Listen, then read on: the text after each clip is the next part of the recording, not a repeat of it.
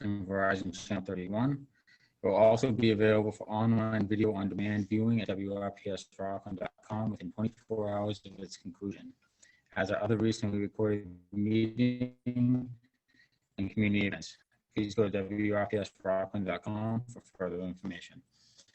Please direct your attention to Selectman Larry Ryan for the Pledge of Allegiance. Larry? Good evening, everyone, and please Can you guys hear me? join in.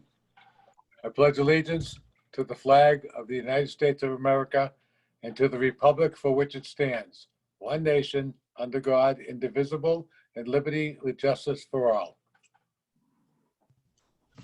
Thank you, Larry. First on the agenda, community announcements. Healthcare Worker of the Week, Teresa Coakley. Doug? Thanks, Mike. I'm sharing my screen. Hopefully you can all see it. Our new Healthcare Worker of the Week is Teresa Coakley, and I'd like to read her statement that she prepared for us. Hello, my name is Terry Coakley, and I'm a lifelong resident of Rockland. I attended Holy Family School and Rockland High School, graduating in 1987. I then attended Bridgewater State University, receiving my bachelor's degree in education, and then returned to school to get my degree in nursing. I began my career as a registered nurse at South Shore Hospital in 2002 and have been there ever since. I work in the birthing unit and have the privilege of helping my patients become new mothers and fathers every day. This year has been different, to say the least, but I'm lucky to say that I love my job and enjoy going to work every day. I'm married to Brian Coakley, who is also a lifelong Rockland resident and a Rockland police sergeant and DARE officer. We have three children, Christopher, Stephen, and Caitlin, and are soon to be new grandparents in January. Thank you for this honor, Rockland. I love living here. So I want to thank her for all that she does, keeping our community safe. Yeah, I'm actually particularly proud of this one. Terry's my cousin, and my second favorite nurse behind my sister. So congratulations, Terry. Well deserved. Thanks, Doug. Next on the agenda, Board of Library Trustees vacancies. Doug? Yeah, and I'm sorry, Mike, but I think the Wi-Fi that we have in our conference room must be a little bit spotty right now, because I know I'm having a little bit of trouble hearing you. But I'll go on to the audio. Yeah, maybe what I'll do is, after I mention the library trustees and the next community announcement, I'll mute myself and I'll text Gino and see if maybe there's a different place in the room that might have better coverage I can suggest you move to. So for community announcements, we do still have some library trustees vacancies. There are two vacancies with terms ending in April of 21. One is in April 21, and the other one is in April of 23. And letters of interest should be sent to the library to the attention of Pat Foley or the library trustees no later than October 13th. That's the deadline for the two trustees. And I also have one other community announcement, if I could, Mike. Jean Blaney, our Youth Commission Director, is working on implementing the Hartsef Park use plan that was funded at our last town meeting. And as part of that effort with a consultant, she's looking to put together a committee or a review group that's going to include herself, representatives from the Youth Commission, the Parks Commission, the CPA Committee, and the Open Space Committee. And she was also thinking it would be good to have one or two residents at large from the community that might be interested in the Hartsef Park planning that might like to participate in this study with the consultant and the team. So if it's okay with you, Mike, I'd like to suggest that the public send an email, a letter of interest to Town Hall, and they can find it. They can send it directly to me, and I'll make sure that we get that to the board under the town website, under the town administrator department. They can send me an email note, and I'll bring that back to the board, and maybe we'll target doing that at maybe we'll give a deadline of Halloween. That's sort of easy to remember. Have folks send it to me by Halloween, and then we'll get it to the next selectmen's agenda, if that's okay with you, Mike. Yeah, that works. And those Can you are, guys hear me? Yep. You got me now? Okay. those are the only announcements I had. Okay, next on the agenda, item number 3, open session minutes of September 15th, 2020. Yes, I make a motion to approve. I have a motion. Do I have a second? Motion and a second. All those in favor? Ms. Nyman, Yes. Mr. Ryan, Yes. Mr. Mullen, Yes. and Mr. Penny. Yes. Okay, next on the agenda, new business, special town meeting, quorum. Doug? Sure. So, this is something incredibly unusual, which in my, career, never had to do until the last time we did it for our town meeting in June. So it's sort of funny. Now it's sort of familiar and we know exactly how to do this. The pandemic is still going strong, and we need to have a town meeting next month.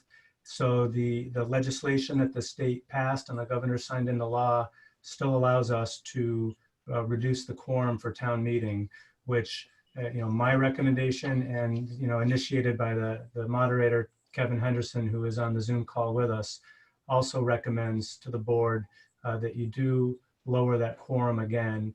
And just to sort of highlight the issue, normally per our town charter, we require 150 people to attend a town meeting in person. And since we have an open town meeting, we have no alternative but to have a physically in-person open town meeting. The only kinds of remote town meetings that are allowed are for representative town meetings, which we don't have. So given the pandemic and given our demographics and the ages of people that typically would attend town meeting, I think it's prudent to lower the quorum again. And just to highlight to the public, this does not limit anybody's ability to come to town meeting. If 500 people want to come to town meeting, we will accommodate each and every person. This just reduces that minimum quorum so that in the event, because of the pandemic, we have difficulty getting 150 people there, we're still able to proceed legally and have the meeting. We included it with our agenda and the packet, the law that authorizes this, and we highlighted in yellow that relevant passage. And it's the same as before, it can't be lower than 10% of our normal number. That's what you voted last time for our town meeting in June, was the 10%, which was 15 people. And I believe we had somewhere in the 80s that actually did attend. So our recommendation, and I'll certainly let the moderator speak for himself, would be to reduce the quorum again, just for this upcoming special town meeting on November 16th. Thanks, Doug. Just to let the Board of Selectmen know that Doug and I communicated since he was notified of the change in figures, and it's actually beneficial for the town. But we feel, we did right off the bat, we felt we had to lower the quorum again by the law so that we could get this. I noticed 2 weeks ago that Halifax could not get 100 people for a special town meeting, and they did not lower the quorum, so therefore they did not conduct any business. From what the town administrator tells me, it's going to be relatively short for the people that come. I think, is it still only 3 articles, Doug? It is. And Yes. I would encourage, and like Doug said, anybody that wants to come, they're more than welcome to come to the meeting, and the more the merrier. But it's important business for the budgets. And so if we get 80 people or we get 100 people, we'll be in and out of there. And it's hopefully the Board of Selectmen will vote this tonight, and we'll be set to go for town meeting. Thank you, moderator. Okay, I'll open it up to the board. Anyone have any thoughts or concerns about this issue? Yeah, I'll make a motion that we make it 15 voters. I'll second it. I have a motion and a second of 15 registered voters. All those in favor? Ms. Nyman, Yes. Mr. Ryan, Yes. Mr. Mullen, Yes. and Mr. Penny, Yes. and myself. Unanimous. Great, thank you very much. On the way, I'm on that. Okay, next on the agenda, Zoning Board of Appeals appointments.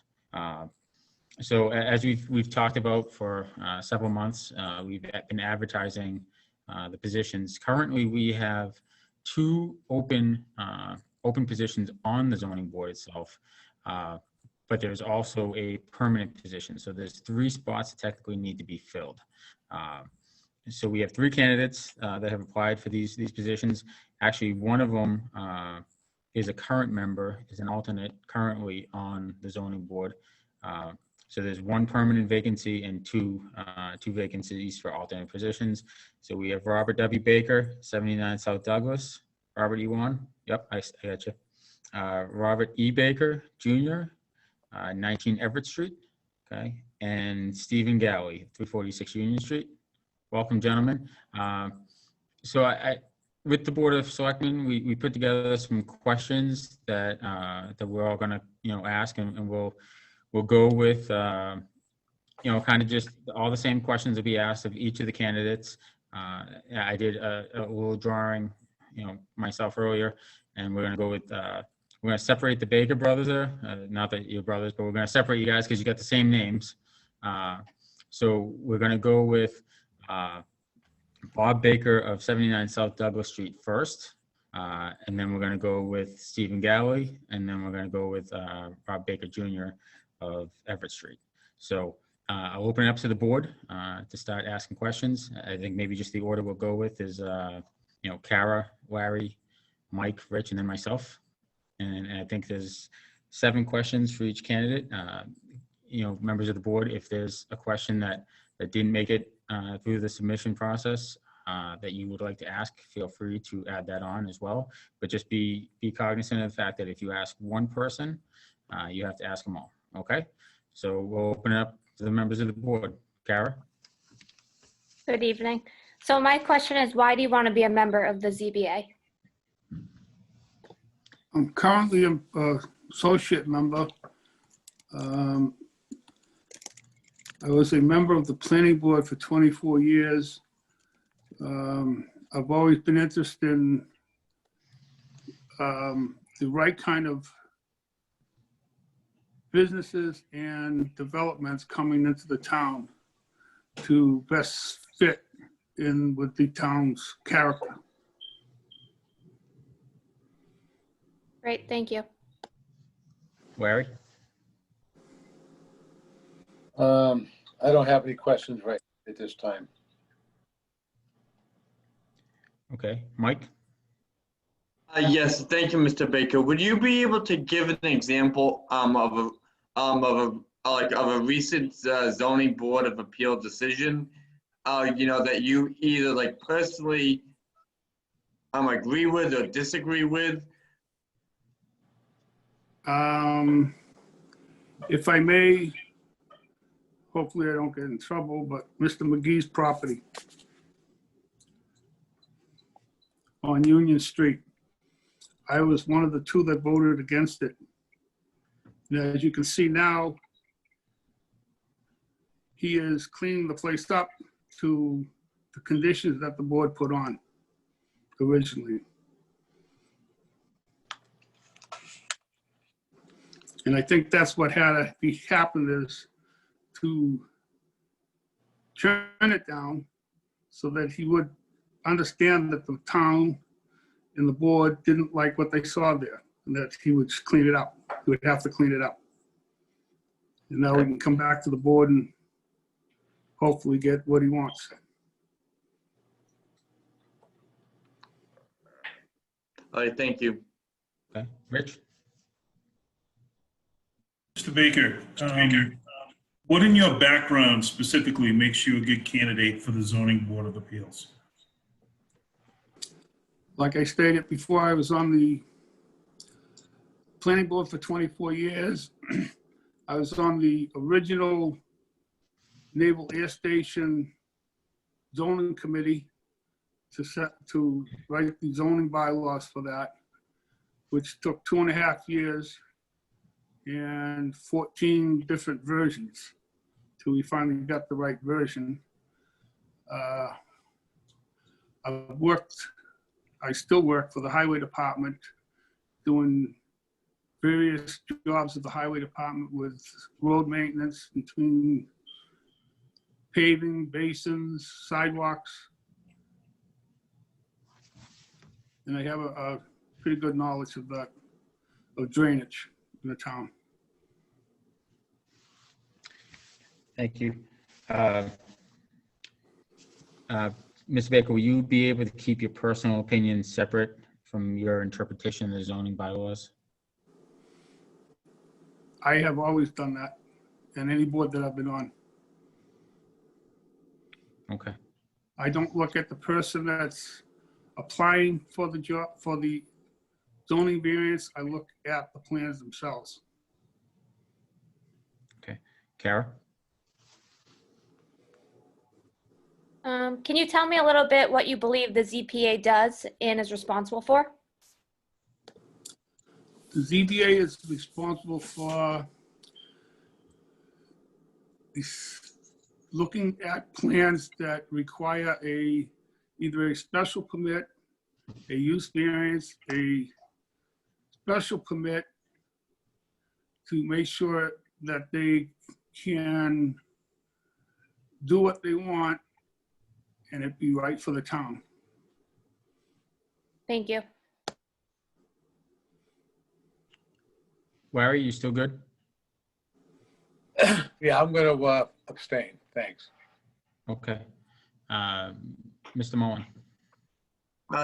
Yes, thank you, Chair. Like with, you know, with the, with the legal implications of, the zoning, the zoning board decisions, in the, like in the advent and the, like in the newfound emphasis, on social media, like have you and will, like what do you, like and how do you see yourself, like either participating, like in any social media conversations, like or not participating in, like in social media conversations as it relates, to specific issues that are in front of the ZBA or like are coming to fruition or anything along those lines. Do you see it like as a responsible thing to do as a ZBA member to weigh in and to comment on social media or not? No.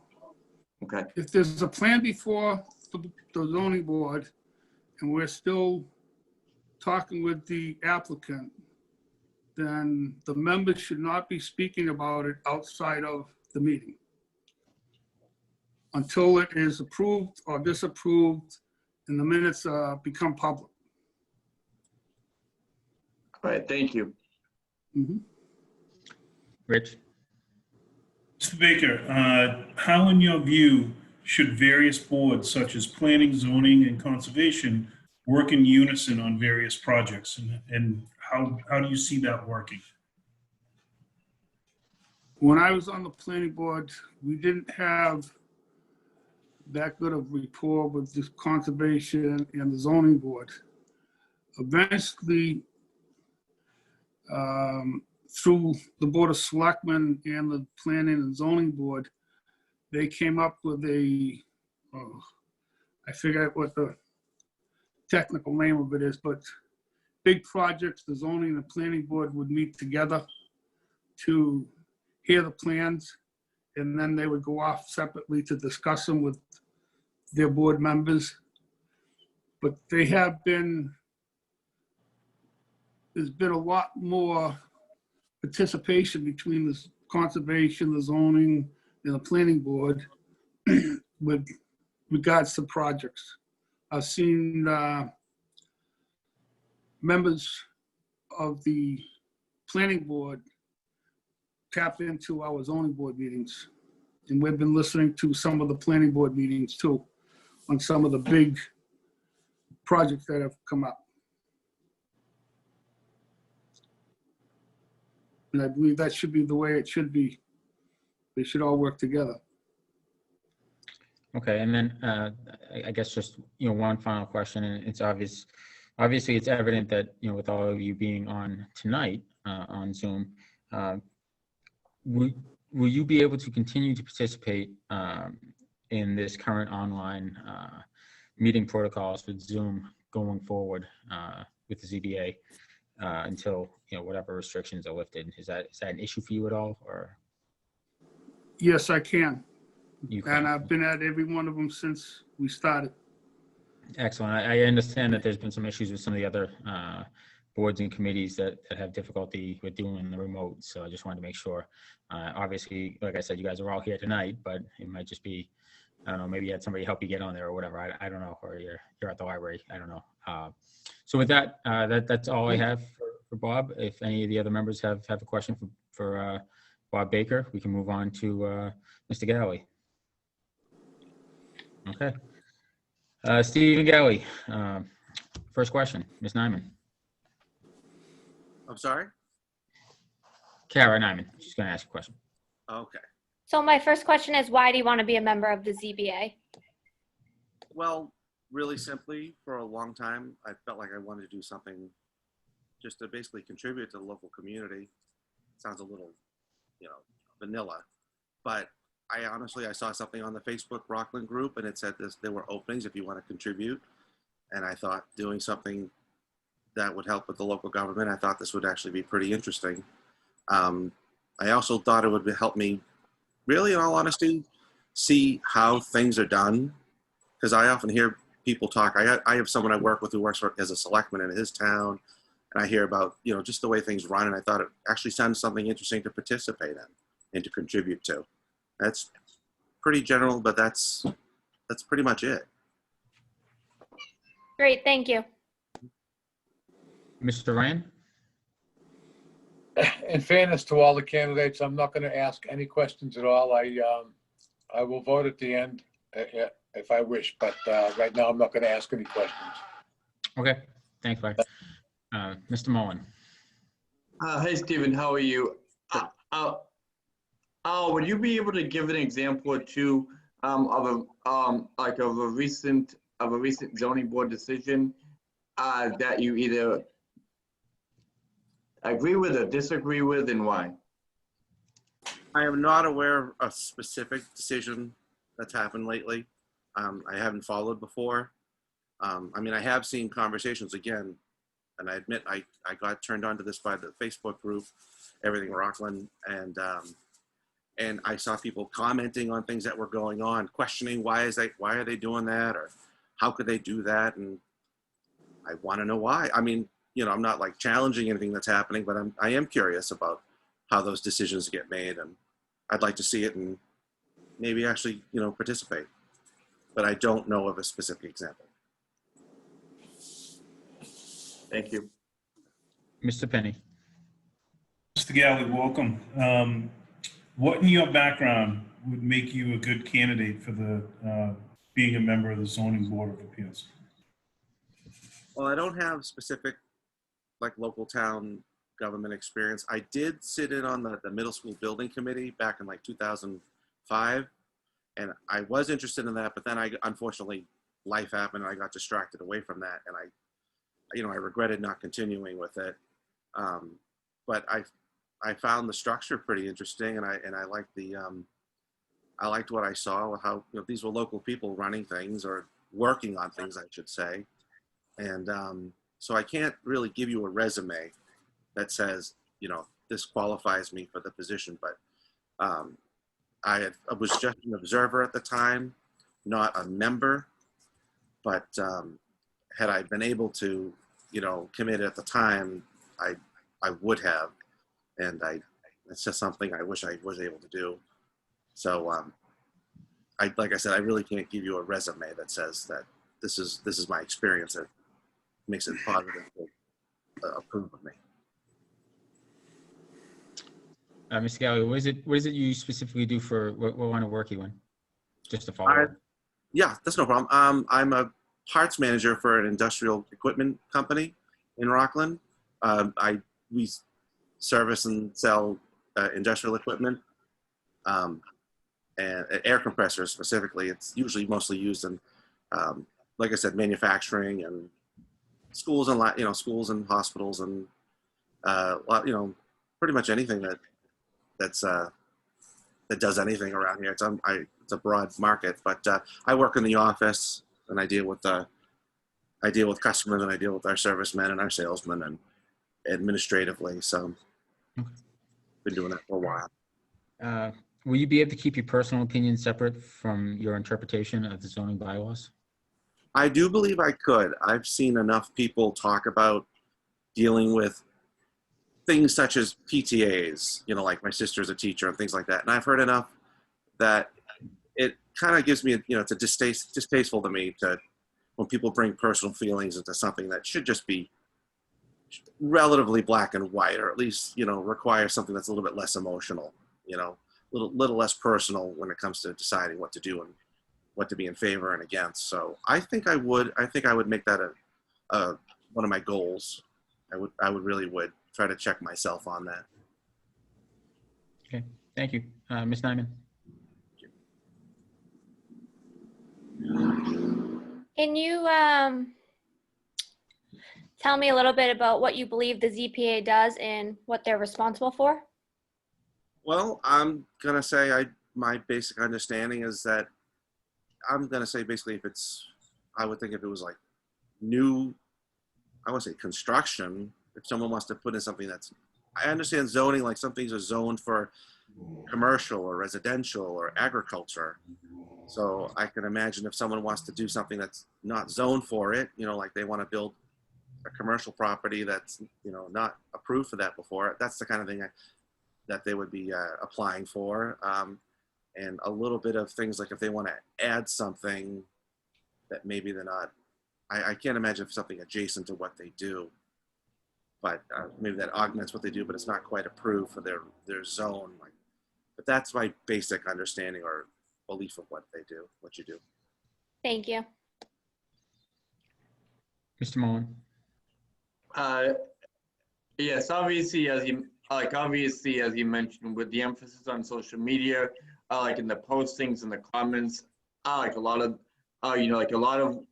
what comes up in postings, like in comments is about the current business, like in future business, that will come before the ZBA. Like in what type of view or law do you see individual members participating in the social media conversations, or not participating, and why? Well, I think the simplest rule is something like the open meeting rule. Basically, my little experience of observing on the middle school building committee was they were concerned about, you know, basically communicating by email at the time if they would have talked about things. So they wanted to keep that limited. So it already gave me the idea that if it's not happening in the meeting, it really shouldn't be discussing current topics, you know, if it's not in a meeting, basically is my understanding. So I kind of would look at social media as just like email was 15 years ago. You wouldn't talk outside that. So that would be my guideline on that. It'd basically it wouldn't be something I'd want to do, discuss on social media outside a meeting. Thank you. Rich? Thank you. Stephen, how in your view should various boards such as planning, zoning, and conservation work in unison on various projects? Well, I've never had to coordinate that, but I would hope that, honestly, I would have to go through the leader or whatever the board is to actually get guidance on that and, you know, figure out what are the boundaries of the different boards. So, I mean, I'm inclined for cooperation, and basically I wouldn't want to waste effort to do something to find out that it could somehow be stopped by a different board, or, you know, to waste the time. So I think I don't know the right way to do it, but I definitely, like I said, I would want to go to the leader of the board to figure out the proper channels and the proper method of cooperating between the boards. So I'd be starting off basically like an apprentice. I would just have to seek guidance and have someone hold my hand, but I would be seeking cooperation in the ways that would be required to be fruitful, productive. Thank you. Okay, and then again, obviously, like I said, you're on Zoom tonight. You're capable of attending meetings via this this mode at this time going forward? Yes, I should be without any trouble. Even if I had a power outage, I could do it on my cell phone. So I would be fine to do it any manner, shape, or form. So, and I want to thank you for your interest in the zoning board. We love seeing new people, and don't feel bad as though you don't. We don't expect people that aren't in these positions to know everything about what these boards do. We all had day one on a board. Rich was there for my very awkward first few days on the finance committee, where I don't think I opened my mouth for the first year, and now Those were the best days. well, how'd I end up here? Jeez. So we appreciate your interest, and like I said, don't feel bad. We don't expect people that haven't participated in these types of boards to know what actually goes into these types of boards. So I appreciate your interest. Next, Mr. Robert Baker Jr. Ms. Nyman. Good evening. My first question is, why do you want to be a member of the ZBA? First, thank you to the members of the Board of Selectmen for inviting me and for considering my application. I moved to the town almost a year and a half ago, and we've actually been struck since then by how friendly and welcoming a place it is, and really how good the services are in town. And much like Mr. Galley, I was trying to think of some way in which I could give something back to the town. When I saw the application possibilities for the ZBA, I thought maybe my legal experience and experience in municipal government might be of some use. So that's essentially it. Thank you. Okay. Mr. Mullen. Yes, I appreciate it. Thank you, Mr. Baker. In terms of the recent decisions, like of the ZBA, do you have any disagreements with any of the recent decisions? And why? I'm really not familiar with any of the recent decisions of the board, so I wouldn't be in a position to comment on them.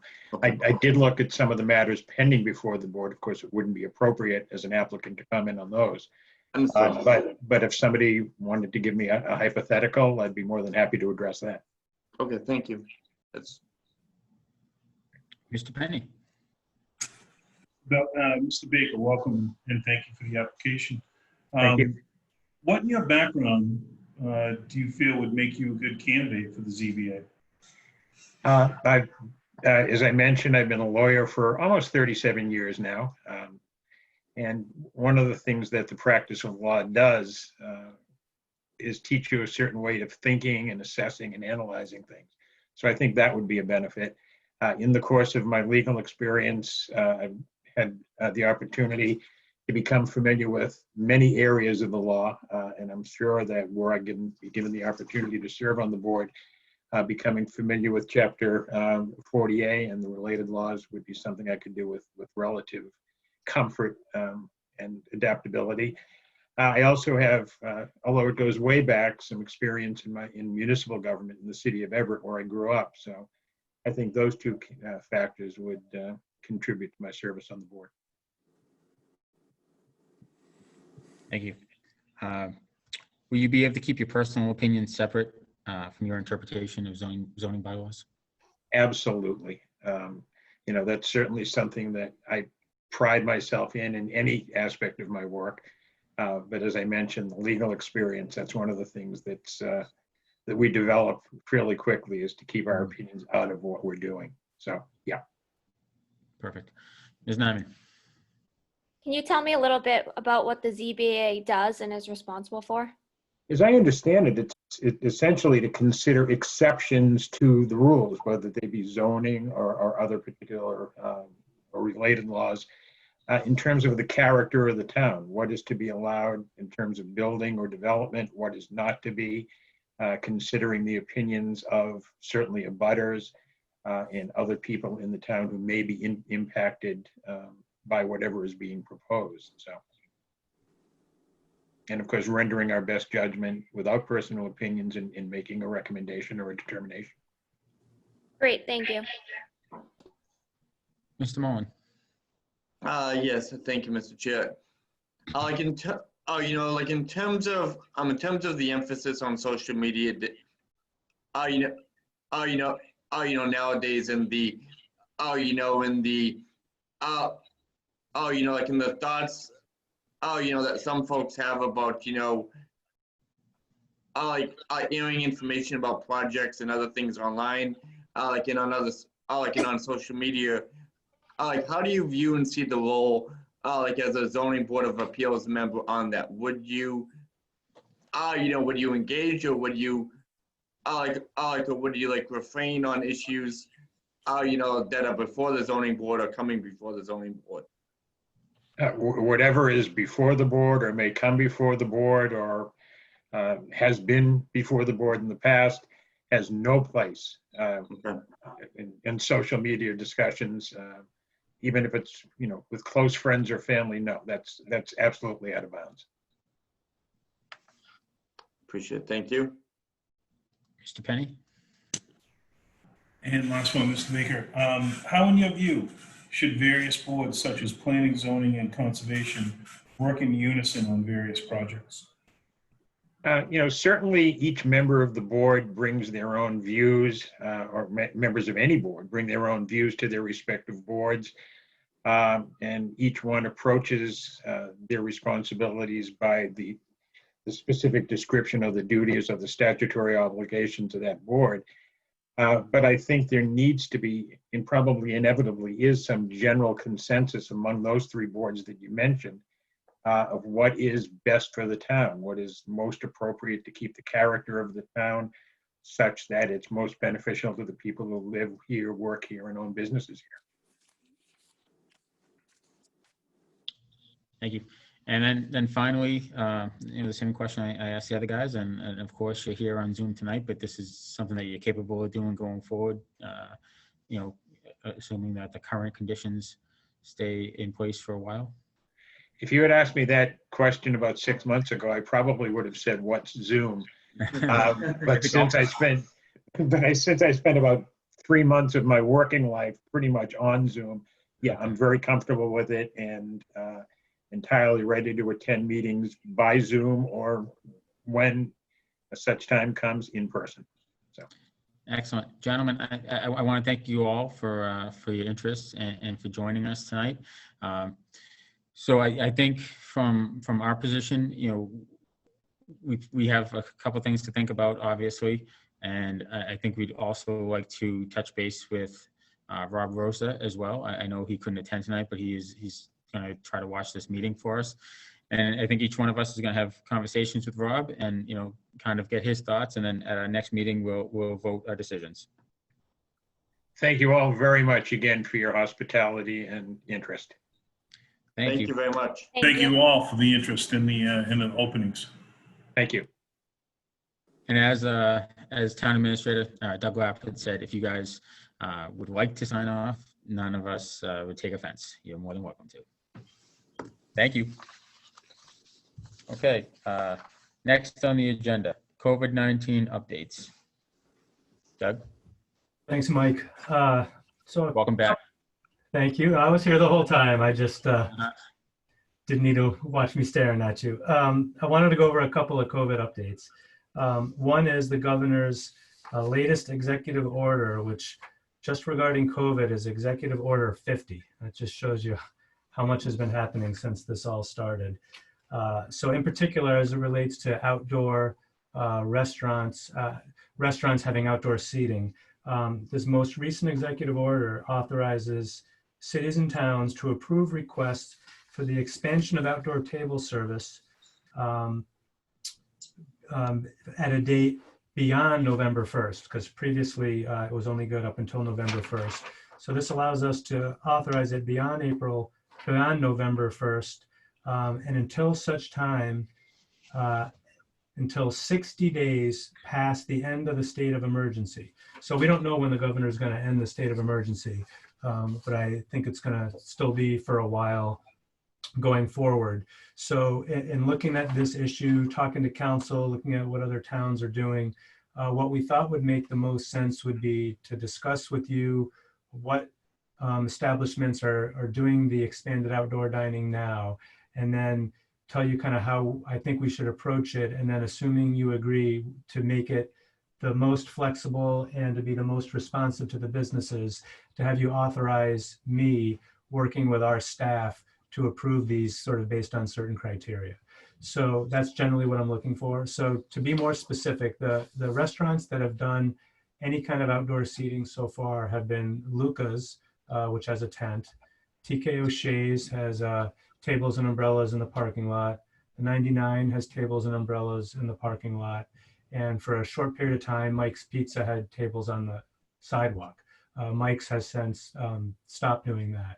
Now, some people have asked about Players and the Banner, but they're not really part of this discussion because they already had outdoor patios that were part of their licensed premises. So we're not talking about that. So we're really only talking about the ones that currently have it: TK O'Shea's, 99, and Luca's. So we've reached out to those 3 establishments, and so far, at least, it seems like Luca's will likely be the only one that will want to continue going into the winter. So what we think some of the things we'll need to look at is mainly just some of the safety items. If they're going to enclose the tent, how egress is going to be safe, how they're going to handle heating, if there's going to be propane, how that propane is going to be stored, snow removal, operations during bad weather, all that kind of stuff. So what we'd recommend, if you guys approve, is to let us work with the businesses. I'll work with the 2 chiefs, the building inspector, and the health agent. Just make sure the stuff is all safe, which I'm sure all the restaurants will agree to, and then we can keep them going. So essentially, that's really all we're looking for, to take advantage of this extra flexibility, if any of these restaurants want to do it. And obviously, if any other restaurant wanted to do it, they could certainly ask. I think we're sort of fortunate that so many of our places have a strong takeout branch in their restaurant that they're just fine doing takeout. So I hope that was clear, and I'll be happy to answer any questions on that part. Okay, I don't see any questions. So yeah, I think we just continue with, I think to your point, if any other restaurants decide now that they want to do it, we'll just keep the same parameters in order, that they go to you and you in your office, and the chiefs have, and Board of Health, obviously, walk them through the process. That's great. And obviously, once we do that, I'll make sure to loop back to the board so you guys can, formally ratify it after the fact. But as always, I know there's a mission to be business friendly, so I don't want to hold things up because there's only 2 meetings a month. Okay, so next, I think, were you just going to jump to the next one, Doug? Well, I was going to stick with COVID. I was just going to briefly mention the step 2 and phase 3 before I got onto the Halloween portion. Okay. All right, Okay. I'll jump in just before the Halloween one. So. Okay, sure. So I just wanted to mention, I did put in your packet, the governor authorized for communities that are not in the red, which fortunately is Rockland. I know I previously said I think we were heading toward the red, but we haven't actually hit it yet. So we are eligible to participate in what they're referring to as step 2 of phase 3. And to be honest, most of it doesn't really apply to us, but I just, since it was so recent, I wanted to mention it. It's essentially increased capacity for a variety of types of operations. So indoor performance venues can open up to 50% capacity, a max of 250 people. Outdoor performance venue, same thing, 50% or 250 people. Arcades and outdoor recreation businesses, which we don't really have so much, like roller rinks, laser tag, trampolines. We don't have a lot of retail with fitting rooms. But one thing of note is gyms, museums, and libraries cannot be permitted to increase their capacity to 50%. So Jen Constable, our assistant town administrator, is working very closely with our library director, our interim library director, to kind of plan for that. Right now, Dave Taylor and the highway crew are doing an excellent job improving the sidewalks and the ADA access, which is our main access to the building, and the whole parking lot. So I think the plan is they're still doing a lot of work inside, and they're going to wait for highway to finish all those access improvements. And then I anticipate that we'll have some limited reopening in the library. Of course, they're doing the drive through, I don't know what the right term is, drive-by pick up and drop off currently, and they'll continue to do that. And then some of the indoor gatherings are actually still remain at a maximum of 25 people. So I just wanted to mention that we are at step 2 of phase 3, but a lot of those more significant changes are for areas that have these larger sort of indoor performance venues or large indoor recreation facilities, which we don't have. And then the next thing is Halloween, which I think you wanted to speak to, Mike. So, you know, I've been entertaining a lot of questions from the community in regards to Halloween. I know Chief Llewellyn has as well, and honestly, I don't think that it's this board's position to legislate how neighbors interact with one another. I think you run a slippery slope trying to enforce something that isn't really enforceable. I know Chief Llewellyn doesn't want to have his guys out there arresting kids in costumes on Halloween that are trick-or-treating. So people seem to be looking to us to give them some kind of a guidance as to what the town of Rockland will be doing. And for me, anyway, you know, I would like you, Doug, after the rest of the board members can weigh in, to read the guidelines that came out for Halloween trick-or-treating. And they're just that, they're just guidance on the topic. But, you know, I think if you're comfortable, if you feel comfortable allowing your kids to go out trick-or-treating, then you're welcome to do so. And I think if you don't want people ringing your doorbell, then keep your outdoor light off. And I think Chief Llewellyn, I think we usually do trick-or-treating between 4 and 7. Yeah, those usually the hours. Yep. Okay. And, you know, I spoke to Scott Margolis, who is the chairman of the Board of Health, and I spoke to Chief Llewellyn, and both of them were on board with that. I'll open it up to the rest of the board to hear what your thoughts are. Ms. Nyman? Thank you, Mr. Chairman. I have to agree with your thoughts wholeheartedly on this issue. My feeling is that if, you know, our kids can go back into the schools, we can go to supermarkets, we can go into restaurants and now bars. I believe that our kids in the town of Rockland should be able to go trick-or-treating. Obviously, I would ask everyone to maintain social distancing when acceptable, wear face masks, and continue to wash your hands frequently, maybe bring some extra hand sanitizer along that night. But I don't think we should be dictating whether kids can go trick-or-treating or not. If the parents feel that their kids can go trick-or-treating, then they should be able to. And if you don't feel comfortable with it, keep them home, keep your lights off. We understand. Thanks, Kara. Mr. Ryan? I'm in complete agreement with the two of you. You know, it's enough regulations in the world. It's your children and your decision, and go for it. I mean, you know, people have been pretty safe around here. People have been pretty responsible. Just make sure you keep it up. If you do go out, you know, be responsible to your children and to the rest of us. And if you don't want to, like Kara and you both said, shut your door, shut your light off, and you know, just let it go by. Thank you, Eric. Mr. Mullen? Yeah, no, I agree wholeheartedly with what's been mentioned as well. Like as you mentioned, Chairman, it's impossible, and really a fruitless effort to try to regulate or to make any rules how we as neighbors and residents interact with each other. And you know, at the end of the day, I mean, you know, I think the responsibility it's on residents, it's on parents, it's on us as individuals to decide exactly what you know, exactly what our own judgments are, in terms of you know, how we participate in Halloween, in terms of how we don't participate in Halloween. But you know, at this point, having that be something that the town tries to make rules or regulations about, like it's impossible to do. And in my opinion, it's a decision that, again, should be best left. At the end of the day, should be best left to residents. So I wholeheartedly agree. Thank you, Mike.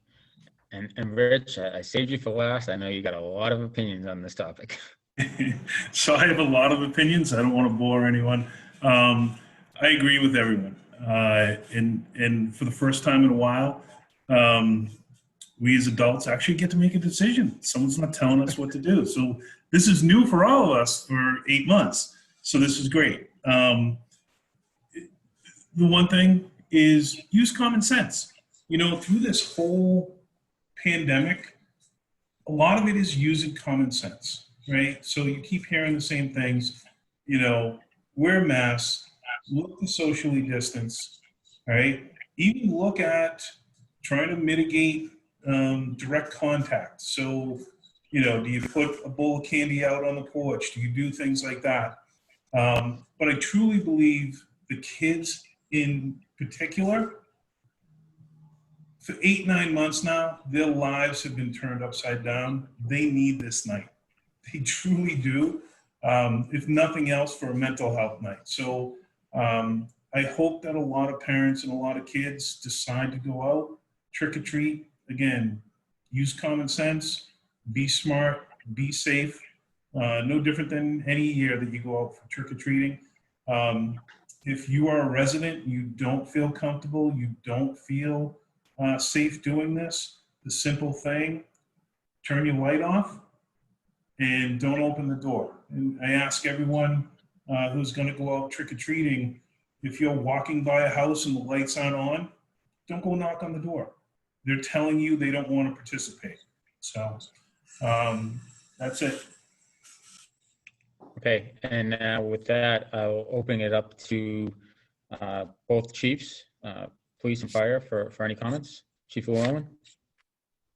As you and I have talked, I'm in favor. We will have extra patrols on that night, so we will do our best. We ask everybody obviously to slow down because it's that strange time of year where it's getting dark early and the sun can be in the eyes at 4 o'clock. So, just a couple of suggestions to the parents that do want to have it is to put the bags outside on the porch, on the stairs or something. You don't really need to have face-to-face contact.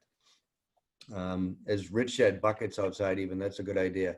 And to parents that have the little kids with them, bring some disinfecting wipes. If you're really concerned about it, wipe the candy down before you put it in the bag or before you let them have it. So we're there. We're going to have some extra patrols on and we'll do everything, and we support the Board of Selectmen, completely in this matter. Chief Duffy, any comments? No, Mike, I agree with everything that's been said tonight, and you'll have the support from me. So I think it's going to happen no matter what you decide. But I support you on it, and I think it should happen. Thank you.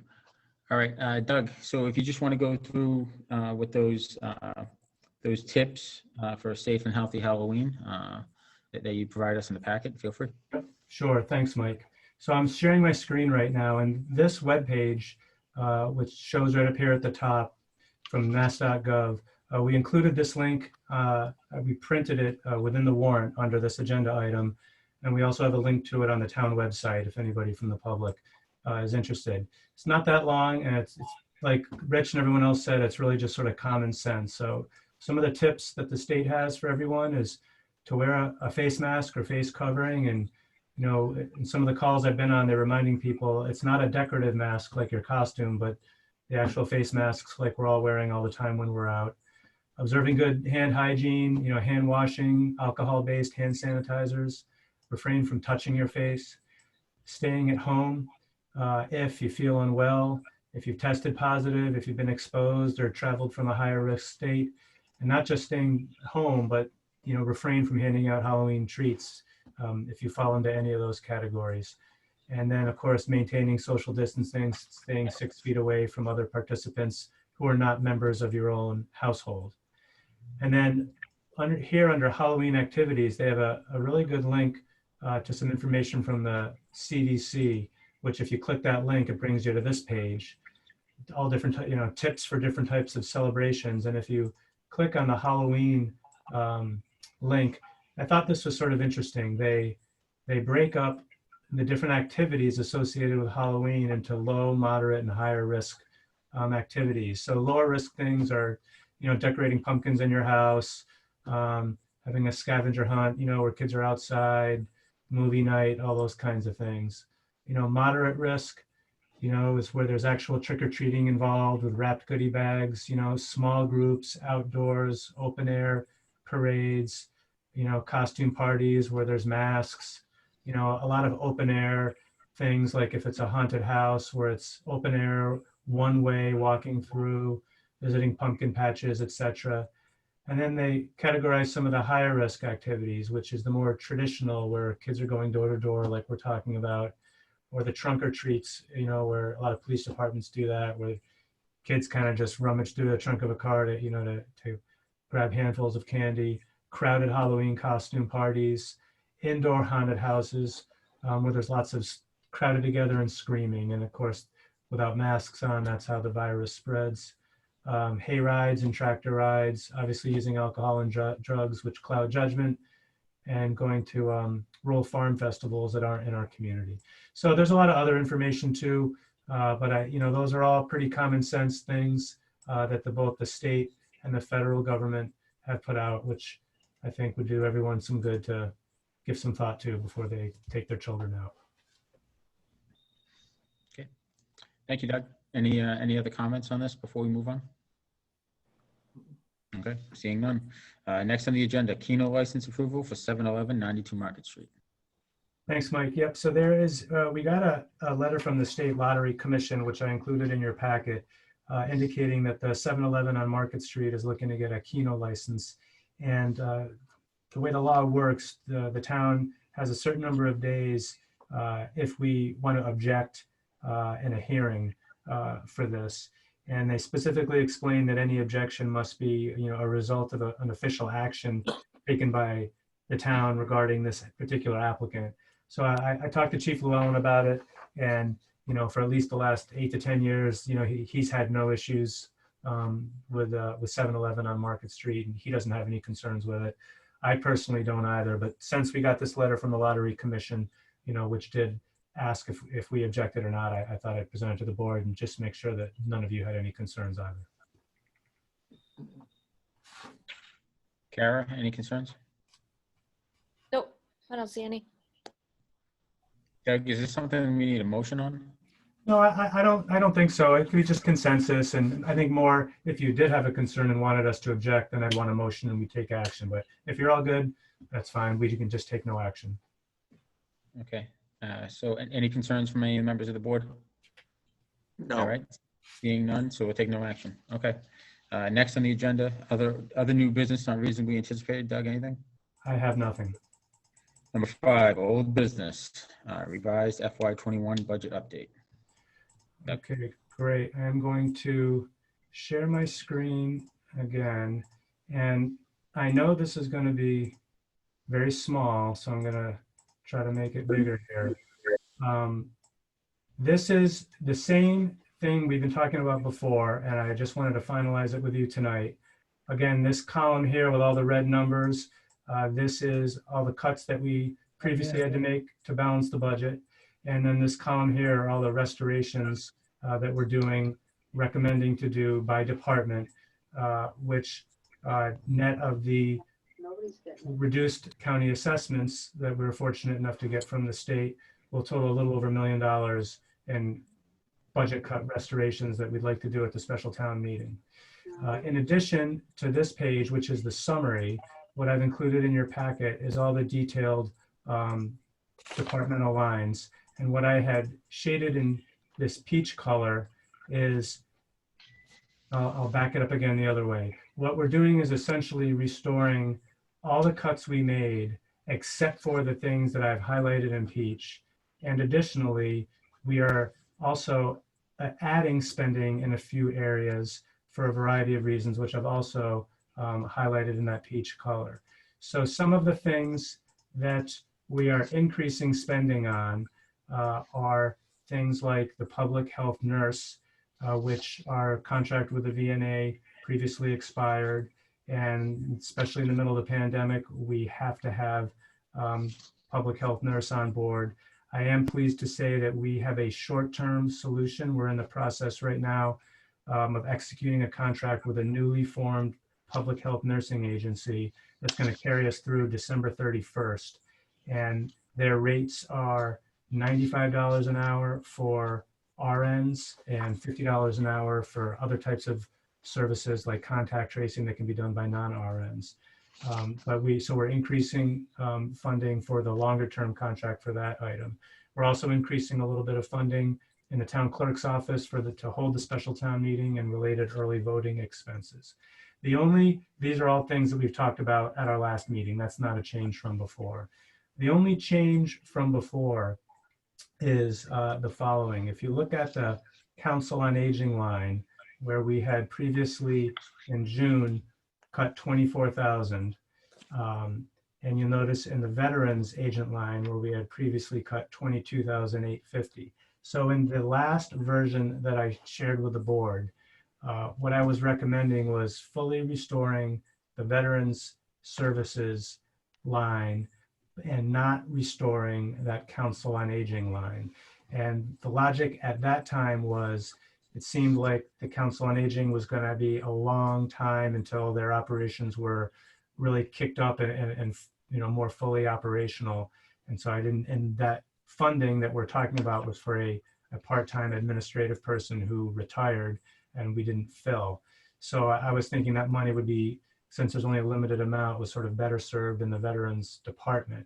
So after further discussions with both of those department heads, we're actually recommending the reverse, and we're recommending to not restore that Veterans Department funding, but we are recommending instead restoring that Council on Aging funding. And the reason is because according to the Veterans Agent, this is not going to reduce any services or any payments to veterans. He has the funding needed for all the requests for all the veterans that are out there in Rockland that need the help. However, at the Council on Aging at the Senior Center, they are now starting to do very small, limited programs, 10 or fewer people, a variety of different types of programs in the building as well as outside the building. And as a result of that, there is a need right now to actually start bringing in that part-time administrative person to help with all the administrative work associated with ramping up their operations. So I just want to be clear that, the Veterans Agent is 100% on board with this. He is comfortable that this will meet the needs of Rockland residents, and the COA director is very pleased because this is going to help them continue to ramp up slowly and carefully all their programs going forward. So those are the only two changes from the last version. I do have the whole document here if you have any questions about any other those two items or any other lines in the budget. Anyone have any questions? Nope. No. Nope. Okay. And myself either. Doug? All right, great. Thank you very much. So can I go right into the next item, Mike? Absolutely. All right, so that leads right into the warrant. And I want to thank Biz for helping to put this rough draft together. I would also recommend that we close the warrant tonight. We have, asked department heads in the school department, for weeks now to see if there's any emergency articles that need to be in the special town meeting warrant. We think right now we only have 3. The first article are all those budget restorations that we just spoke about a minute ago. So increasing the budget because we got extra state aid and some lower assessments. The second article is sort of a housekeeping item that's allowing the town accountant to pay a number of bills from a prior year that we didn't receive until it was too late into the next fiscal year. And then the third item is an interesting one. So I've been working with Chief Duffy as we've been working on a number of new projects, economic development projects up in the Exit 14 region of town, whether it's the large Zero Pond Street affordable housing project or some of the A.W. Perry commercial, residential, mixed-use developments up in that part of town. And in talking with the chief, he had the idea, which I think is a very good idea, to reevaluate the previous plan of just simply building one new large one large fire department headquarters. Instead, maybe it would make more sense to have two smaller buildings, have a substation up in that exit 14 part of town where literally, hundreds and hundreds of residential units could be coming online and potentially hundreds of thousands of commercial square feet could be coming online. So in order to really properly consider something like that, there are firms, consultants that we can hire that will do what they call a response time analysis. So they'll look at all the runs from EMS and fire, and they'll literally map them, and they can move the map around, look at the radius, see what the response times are, and let us know, does it make more sense to have two substations? If it does make more sense, where should that second one be to get kind of maximum coverage within the town? I was involved in a study like this in the previous town I worked in, and it was really helpful and informative and guided administration and the elected officials into making the best possible decision to present to voters. So I recommend doing that. We think the cost is about $25,000. We've spoken with one reputable firm, and we think that would be a good number. The reason why we have this listed here as budget transfer is, as I mentioned earlier, the chief and his staff, through their efforts, were able to get that state 911 grant that's going to cover in its entirety our $300,000 regional dispatch expense. So rather than spend new money, we'd like to transfer $25,000 from regional dispatch to pay for this response time study because it's a like for like use. However, so I'm recommending to include this on the warrant as a backup. I say however because our assistant town administrator, Jen Constable, has been working with one of the proponents of one of these developments that's being proposed near exit 14. And she's had some preliminary discussions with the developer, and they might be willing to fund it in its entirety, given that, their projects, could be one of the pieces that's, necessitating potentially a substation. So we might not need to actually fund this from this source. We might be able to pass over this article at town meeting, but I'd like to have it on here just in case it falls through, because talk is cheap, and let's wait and make sure we actually get the money. So this is the list of articles. The next thing I wanted to mention briefly is, and I should also highlight, John Clifford is on this call, the Zoom call right now, but I haven't sent this to Attorney Clifford yet, so he has not had a chance to review it. But one bigger decision I wanted to ask the board, for Article 1, for now, we put in, this is the same summary sheet that I just showed you a minute ago in Excel, which is the listing by department of the total amount of restorations. Is this, and it goes by department, totals, less the reduced assessments, gets us to our net amount. Is this a sufficient level of detail for you to include in the warrant, or would you prefer to see each specific line that's changing within each of the departments? That's sort of my one question on this particular article, because this is sort of unique. Normally we vote the budget, it's, we show every single line. We've already done that. Now we're making restorations, and I wasn't sure how much detail you wanted to include in the warrant for that. My opinion on this is that this is sufficient because it is a restoration. So we'd already shown those details. This is just a restoration, bringing it back. That's my thought. Yeah, I agree. I think the amounts were already, well, no, because some things are a little different. It's not, that's my only concern. I think maybe if you leave it in this article, but maybe keep an attachment of what the prior voted upon budget was.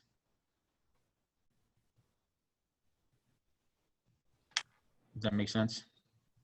It does. I mean, I guess I just want to be transparent and clear. And I guess my only point is, remember I highlighted in the spreadsheet a number of rows in that peach color, because those are, those are things that are different. For example, the public health nursing line is above and beyond what we cut. We're adding more funding to that line. Elections, there's some lines in the selectmen's budget. So I don't want to give too much detail to get people confused and have their eyes glaze over, but I I don't want to hide anything either. So I'll defer to your judgment because you have more experience with Rockland Town Meeting than me. Anybody else have any thoughts? I think we can go with what we have. Yeah, no, I agree wholeheartedly. I mean, all the information is there. All the backup information is accessible.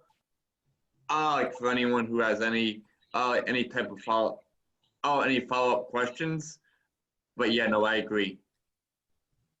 And that's a good point, Mike. I mean, you know, we can certainly be prepared if anybody has any questions on any number to be able to explain, you know, what makes it up.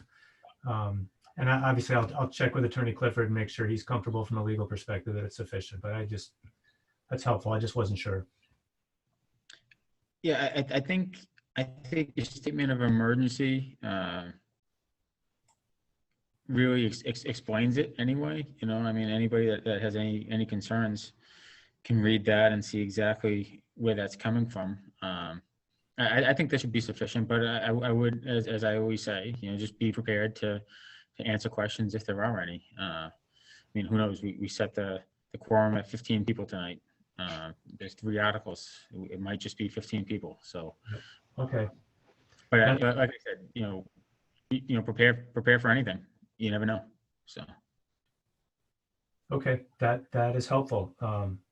Unless there are any other comments, I think I have direction.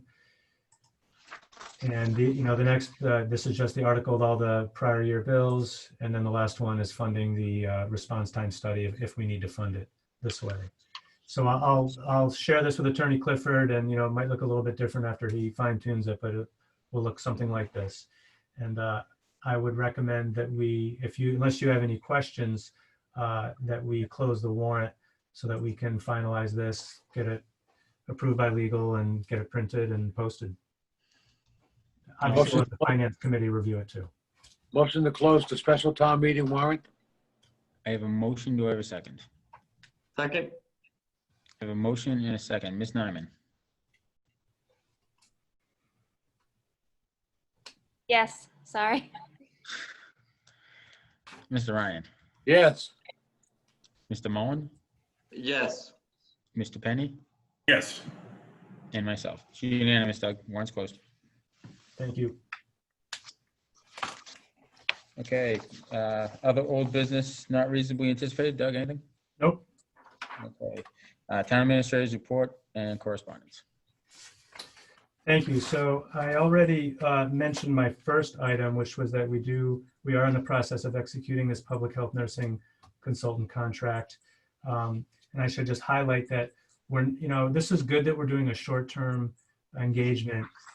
We can see how this is going to work out for us. And I'm not really sure in the long run whether we'll continue with a private vendor like this that has a team of nurses so that we pay an hourly rate, or whether we'll hire our own part-time nurse as a town employee. We have been advertising that, but it's hard right now because a lot of communities and a lot of institutions are looking for these types of public health nurses. So we have this in place for short term. We'll see what the longer term brings with that. The next item was the water main break. I did speak with the superintendent of the Joint Waterworks, and he wanted me to reiterate that the latest break has been repaired, but he really wanted me to stress to the public that there still is a strong need for everyone to conserve water because of the drought. And he specifically talked about how low the reservoir is there. So the repair has been made, but everybody should still, to the best of their ability, reasonably conserve water because of the drought. And lastly, he wanted to mention that he's working with engineers right now to come up with some stopgap measures in case any of these parts break again, that we won't have the type of disruption we had before. And that going further, sometime in the next few months, there will likely be some more significant plant improvements to redesign the treatment plant to make sure that these types of disruptions cannot happen in the future. So that's the water main break. On the McKinley School sprinkler project, since we last spoke, we have awarded the contract to City Point Fire. We've held the kickoff meeting, so they've begun, and all that work should be 100% complete within the next 45 days. So I know the fire chief was here on this call, is very happy about that. So we're in good hands with City Point Fire. They know what they're doing. I mentioned earlier, the highway department is doing excellent work out at the library with all the sidewalk and ADA ramp and parking lot improvements. And the beauty of this was we pulled together a number of prior appropriations and grant funds that the town had, pulled it all together working with Biz so that we're able to fund this project in its entirety without having to tap into any new funds. So this is going to be a great improvement. And right around the time it's done, we'll probably have some type of new access into the library with the opening up that the state's doing. So that's good news. The auction of the 320 Concord Street property is 100% confirmed for Thursday, November 5th at noon.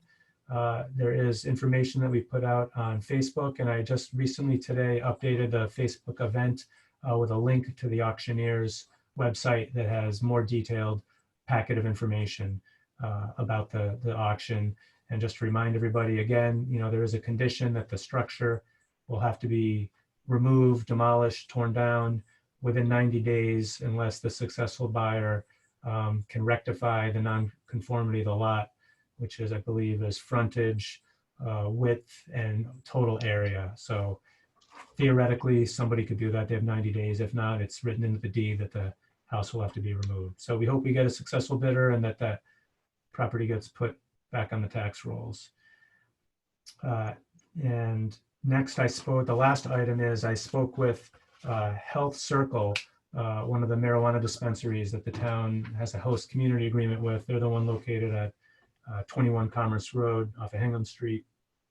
So they're in the process right now of receiving all their final local inspections from the town, fire, building inspector, etc.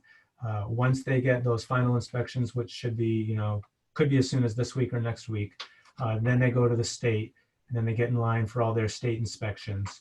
And the owner thinks that they could theoretically be open sometime around Thanksgiving time. It all depends on how long the state takes with their inspections. Could be around Thanksgiving time, although they were originally looking at adult use plus medical plus cultivation because of some of the structural changes within their company. They're now looking at only starting with the adult use. The other medical and cultivation, while they're building out for it, I don't think those parts of their operation will go online until sometime later after they get the cash flow going. I don't know if they're going to do any kind of ribbon cutting ceremony. I will certainly let you know if they do, but I just wanted to mention that. Obviously, there's the new Cresco Labs that's going to be pending before the Zoning Board of Appeals, pretty much right across the street at 1015 Hingham Street. And I still get calls several times a month from other firms, other marijuana dispensaries that are interested in potentially coming to Rockland, and I give everyone the same information. So I'll just throw out rhetorically, it's not on the agenda, but I'll just throw this out for you all to think about. Maybe at a future meeting, we should think about if there comes a point where there's a certain number that we have executed host community agreements and then actually are physically open for business. Is there a limit to how many you want, or if you want to keep it open-ended? I anticipate that you will have 4 that will be physically open in the not too distant future. It's Canavana, Health Circle, 2 Buds, although I think they're changing their name, and then Cresco Labs. So there's 4 that I believe all 4 of those will be open. And so I'll just throw out to you to think about it another time. Is 4 the right number, or are you still, receptive to others? And we can talk about that at a future agenda. And that's all I have, Mike. Thank you, Doug. Next on the agenda, Selectmen's comments. Comments and opinions expressed by individual members do not necessarily reflect the views of the Board of Selectmen and the opinions and comments of only the individual member. Ms. Nyman. I do not have anything tonight, Mr. Chairman. Thank you. Okay. Mr. Ryan. I'm really speechless tonight myself for a change. Thank you. Wow, 2 for 2. Mr. Mullen. Ditto. Wow. Mr. Penny. Wow. I just want to say on Saturday, we had the Fire Appreciation Day. A month after we had the Police Appreciation Day. It was great to see so many firefighters out there.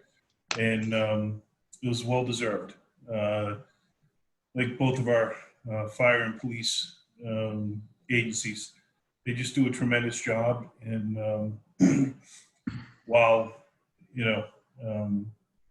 it's great to have this day going forward each year to recognize it and to recognize what they do, but in reality, it's every day that these two operations just rise to the top. So I want to say thank you again, and I hope both departments appreciated it. We certainly appreciate what they do for the town on a daily basis. And that's it. Thank you, Rich. Yeah, I'm going to piggyback on that same sentiment. I thought it was a nice ceremony that we had at the fire station on Saturday.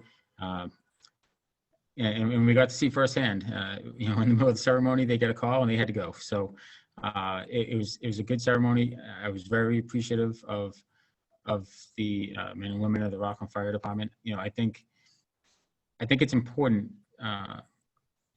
putting those dates and making that a yearly thing.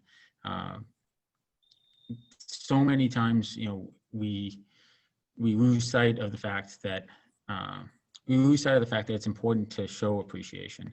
And to your point, Rich, it's every day, but by cementing specific dates each year going forward, it will not allow members of this community to take for granted the men and women that put on a uniform, whether it be red or blue, every day.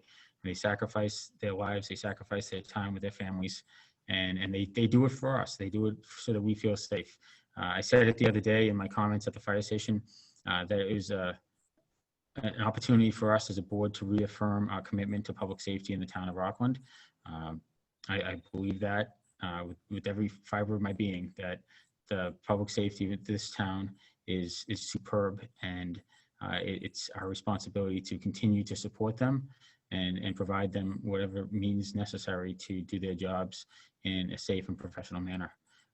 So, it's great that we have both chiefs on right now. So this won't be the last time I do it, but thank you. Thank you, both of you guys for running, departments that we as members of this community frequently find ourselves very, very, very proud of. So thank you from myself, and I know the rest of the board is on board with that as well. So, and lastly, I do want to offer my condolences to our Board of Health agent, Delshon Flip, for the passing of her mother, Carla Fahey, the other day. My thoughts and prayers are with Ellie, and may she rest in peace. And with that, I'll entertain a motion to go into executive session to review and approve minutes from August 4th, 2020. And for the purpose, number 3, litigation strategy, Craig Erickson versus Rockland Fire Department. Not to reconvene. Yes, I will make that motion, Mr. Chairman. Second. A motion and a second. All those in favor, Ms. Nyman, Yes. Mr. Ryan, Yes. Mr. Mullen, Yes. and Mr. Penny. Yes. Okay, thank you. Thank you very much. Good night.